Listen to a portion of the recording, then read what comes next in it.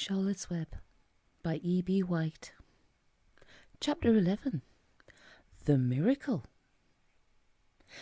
The next day was foggy. Everything on the farm was dripping wet. The grass looked like a magic carpet. The asparagus patch looked like a silver forest. On foggy mornings, Charlotte's Web was truly a thing of beauty. This morning, each thin strand was decorated with dozens of tiny beads of water. The web glistened in the light and made a pattern of loveliness and mystery like a delicate veil. Even Lurvy, who wasn't particularly interested in beauty, noticed the web when he came with the pig's breakfast. He noted how clearly it showed up, and he noted how big and carefully built it was. And then he took another look, and he saw something that made him set his pail down. There in the centre of the web, neatly woven in block letters, was a message. It said, "Some pig." Lurvy felt weak. He brushed his hand across his eyes and stared harder at Charlotte's Web. "I'm seeing things," he whispered. He dropped to his knees and uttered a short prayer. Then, forgetting all about Wilbur's breakfast, he walked back to the house and called Mr. Zuckerman. "I think you'd better come down to the pig pen," he said. "What's the trouble?" asked Mr. Zuckerman. "Anything wrong with the pig?" "No, not exactly," said Lurvy. "Come and see for yourself." The two men walked silently down to Wilbur's yard. Lurvy pointed to the spider's web. "Do you see what I see?" he asked. Zuckerman stared at the writing on the web. Then he murmured the words, "Some pig." Then he looked at Lurvy. Then they both began to tremble. Charlotte, sleepy after her night's exertions, smiled as she watched. Wilbur came and stood directly under the web. "Some pig," muttered Lurvy in a low voice.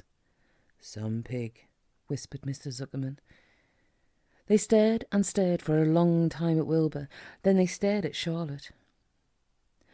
"You don't suppose that spider—" began Mr. Zuckerman. But he shook his head and didn't finish the sentence. Instead, he walked solemnly back up to the house and spoke to his wife. "Edith, something has happened," he said in a weak voice. He went into the living room and sat down, and Mrs. Zuckerman followed. "I've got something to tell you, Edith," he said. "You'd better sit down." Mrs. Zuckerman sank into a chair. She looked pale and frightened. "Edith," he said, trying to keep his voice steady, "I think you had best be told that we have a very unusual pig." A look of complete bewilderment came over Mrs. Zuckerman's face. "Homer Zuckerman, what in the world are you talking about?" she said. "This is a very serious thing, Edith," he replied. "Our pig is completely out of the ordinary." "What's unusual about the pig?" asked Mrs. Zuckerman, who was beginning to recover from her scare. "Well, I don't really know yet," said Mr. Zuckerman, "but we have received a sign, Edith, a mysterious sign. A miracle has happened on this farm. There is a large spider's web in the doorway of the barn cellar, right over the pig pen. And when Lurvy went to feed the pig this morning, he noticed the web because it was foggy. And you know how a spider's web looks very distinct in a fog. And right spang in the middle of the web, there were the words, 'Some pig.' The words were woven right into the web. They were actually part of the web, Edith. I know because I've been down there and I've seen them. It says 'Some pig' just as clear as can be. There can be no mistake about it. A miracle has happened, and a sign has occurred here on earth, right on our farm, and we have no ordinary pig." "Well," said Mrs. Zuckerman, "it seems to me you're a little off. It seems to me we have no ordinary spider." "Oh no," said Zuckerman. "It's the pig that's unusual. It says so, right there in the middle of the web." "Maybe so," said Mrs. Zuckerman. "Just the same, I intend to have a look at that spider." "It's just a common grey spider," said Zuckerman. They got up and together they walked down to Wilbur's yard. "You see, Edith, it's just a common grey spider." Wilbur was pleased to receive so much attention. Lurvy was still standing there, and Mr. and Mrs. Zuckerman, all three, stood for about an hour, reading the words on the web over and over and watching Wilbur. Charlotte was delighted with the way her trick was working. She sat without moving a muscle and listened to the conversation of the people. When a small fly blundered into the web, just beyond the word pig, Charlotte dropped quickly down, rolled the fly up and carried it out of the way. After a while the fog lifted. The web dried off, the words didn't show up so plainly. The Zuckermans and Lurvy walked back to the house. And just before they left the pig pen, Mr. Zuckerman took one last look at Wilbur. "You know," he said in an important voice, "I've thought all along that pig of ours was an extra good one. He is a solid pig. That pig is as solid as they come. You notice how solid he is around the shoulders, Lurvy?" Sure I do," said Lurvy. "I've always noticed that pig. He's quite a pig." "He's long and he's smooth," said Zuckerman. "That's right," agreed Lurvy. "He's as smooth as they come. He's some pig." When Mr. Zuckerman got back to the house, he took off his work clothes and put on his best suit. Then he got into his car and drove to the minister's house. He stayed for an hour and explained to the minister that a miracle had happened on the farm. "So far," said Zuckerman, "only 4 people on earth know about this miracle. Myself, my wife Edith, my hired man Lurvy, and you."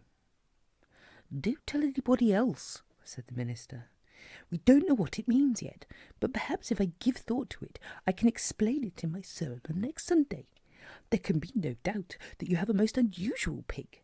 I intend to speak about it in my sermon and point out the fact that this community has been visited by a wondrous animal. By the way, does the pig have a name?" "Why, yes," said Mr. Zuckerman. "My little niece calls him Wilbur.